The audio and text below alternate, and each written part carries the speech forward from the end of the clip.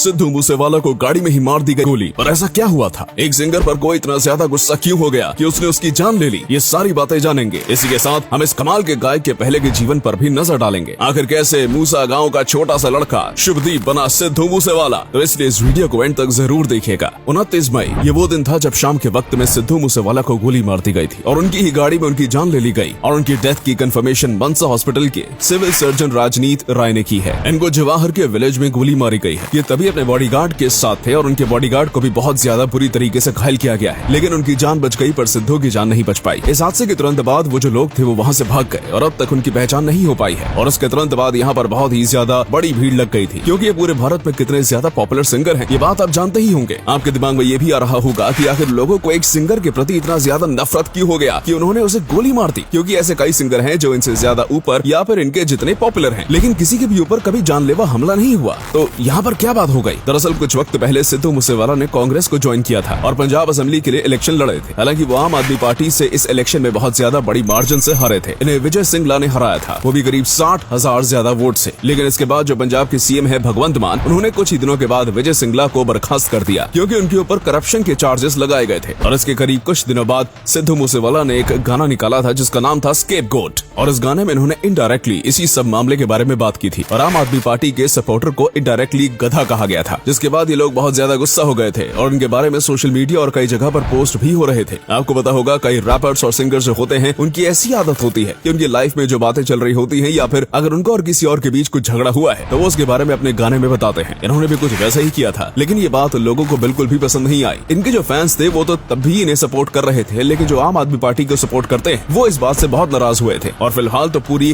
कार्यवाही खत्म नहीं हुई है, लेकिन लोगों का इसी तरफ इशारा करना है कि कहीं न कहीं यही वजह होगी लोगों के अंदर उनके खिलाफ पैदा करने की। और इन्होंने अपने गाने के जरिए जो छोटी सी चिंगारी लगाई थी वो बहुत बड़ी आग बन गई और इनकी ही जान की कीमत ले बैठी। और अब आप देख रहे होंगे कि सोशल मीडिया से लेकर हर जगह पर इनकी बातें चल रही हैं, क्योंकि ये कई लोगों के दिल की धड़कन थे। लोगों को इनके पंजाबी सॉन्ग्स बहुत ज्यादा पसंद आते थे और एक प्रकार से कहा जाए तो इन्होंने ही पंजाबी सॉन्ग्स में रेवोल्यूशन लाया था। तो इस बात में भी कोई गलत बात नहीं होगी। ये पंजाबी ओल्ड फोक म्यूजिक और आज के मॉडर्न रैप को एक साथ मिलाकर बेहद ही कमाल का गाना बनाते थे और इसी के बाद से बाहर के लोग भी पंजाबी सॉन्ग्स को बहुत ज्यादा सुनने लगे। इसलिए इन्हें पंजाबी सॉन्ग्स इंडस्ट्री या फिर कहूँ इंडियन म्यूजिक इंडस्ट्री में बहुत ही बड़ा लेजेंड माना जाता था। लेकिन हमेशा से ऐसा नहीं था। इन्हें यहाँ तक पहुँचने के लिए बहुत ही ज्यादा स्ट्रगल करना पड़ा। इनका जन्म मानसा जिले के मूसा गाँव में हुआ था और यही कारण है कि इन्होंने अपने नाम में सिद्धू मूसेवाला रखा, वरना इनका असली नाम शुभदीप सिंह सिद्धू है। इन्हें बचपन से ही म्यूजिक का बहुत ज्यादा शौक हुआ करता था, तभी ये पुराने पंजाबी फोक म्यूजिक सुना करते थे। और इसके बाद इन्होंने मानसा जिले से ही अपनी एजुकेशन को पूरा किया। लेकिन इसके बाद जब इन्हें डिग्री चाहिए थी तो इन्होंने इंजीनियरिंग करने का सोचा और इलेक्ट्रिकल इंजीनियरिंग में डिग्री भी ली। ये अपने कॉलेज दिनों में बब्बू मान के गाने काफी ज्यादा सुना करते थे, इसकी वजह से इन्हें भी सिंगिंग करनी थी। लेकिन ये तभी सॉन्ग्स को लिखते नहीं थे, इसलिए इन्होंने सॉन्ग राइटर से बात की। लेकिन तभी के जो बड़े बड़े सॉन्ग राइटर्स थे उनकी प्राइस इतनी ज्यादा थी कि सिद्धू मूसेवाला अफोर्ड नहीं कर सकते थे। इसके बाद इन्हें एक बहुत ही ज्यादा अच्छा सॉन्ग राइटर मिला था जो कि इनके साथ कम पैसों में भी काम करने के लिए तैयार था। लेकिन उसने इन्हें यहाँ से वहाँ भगाया, कभी यहाँ पर बुलाता तो कभी वहाँ पर, यहाँ तक कि उसने कई बार इन्हें अपने घर पर भी बुलाया है और उसके बाद वहाँ से इन्हें वापस भेज दिया। और इस बात से तंग होकर इन्होंने तय किया कि ये अपने खुद के सॉन्ग्स लिखेंगे और ये भी तय किया कि ये कभी भी किसी और के द्वारा लिखे गए सॉन्ग्स को नहीं गाने वाले हैं। इसके बाद इन्होंने सॉन्ग लिखना शुरू किया और देखा कि ये असलियत में सॉन्ग्स लिखने में बहुत माहिर हैं और इन्होंने अपने अंदर के असली हुनर को पहचाना। इसके बाद निंजा नाम के एक सिंगर हैं जिन्होंने इनके गाने को लाइसेंस किया और वहीं से ही इन्हें पहली बार बड़ा एक्सपोजर मिला था। इसी के साथ पंजाबी चैनल पर एक शो आया करता था जिसमें वो अपकमिंग या फिर छोटे सिंगर्स को गाने का मौका देते हैं। इन्हें भी इसी शो में देखा गया था और उसके बाद दीप चंदू नाम के बहुत ही बड़े पंजाबी सिंगर ने भी इनके द्वारा लिखे गए एक गाने को गाया था। लेकिन फिर ये अपनी आगे की पढ़ाई करने के लिए कनाडा चले गए थे और पहले तो इनका वहीं पर सेटल होने का प्लान था और वहाँ पर जाने के बाद ये और भी कई आर्टिस्ट से मिले और इनका कॉन्फिडेंस और भी ज्यादा बढ़ा और फिर इन्होंने खुद गाने गाना शुरू कर दिया। और स्टार्टिंग में इन्होंने जो गाने गाए वो काफी अच्छे गाए, लेकिन इन्हें वो सक्सेस नहीं मिली थी जिसके ये हकदार थे। लेकिन वो दिन भी बहुत ज्यादा जल्दी आ गया। इन्होंने सो हाई नाम का एक गाना गाया था जिसने इनके सारे रिकॉर्ड्स तोड़ दिए। इसके बाद इनके जो नए गाने आने लगे सब के सब वायरल होने लगे और ये एक इंटरनेट सेंसेशन बन गए। इन्होंने पंजाबी म्यूजिक इंडस्ट्री को ना बस पंजाब बल्कि पूरी इंडिया में फेमस किया और कई जगह पर तो इंडिया के बाहर भी ये फेमस थे। और इसके बाद इन्होंने कभी भी पीछे मुड़कर नहीं देखा। हालांकि हाल ही में जो हादसा हुआ है वो बहुत ज्यादा दुखद है। भले ये बहुत ज्यादा फेमस थे लेकिन अभी ये और आगे बढ़ते जा रहे थे और ये चमकते सितारे थे जिनके हर एक नए गाने उनके ऊंचाइयों की ओर बढ़ा रहे थे। लेकिन उनकी ये गलती कहें या फिर उनकी किस्मत कहें कि इनकी छोटी उम्र में इन्होंने हमें अलविदा कह दिया और अभी हम बस एक ही उम्मीद कर सकते हैं कि ये जहाँ पर भी हो वहाँ खुश हो।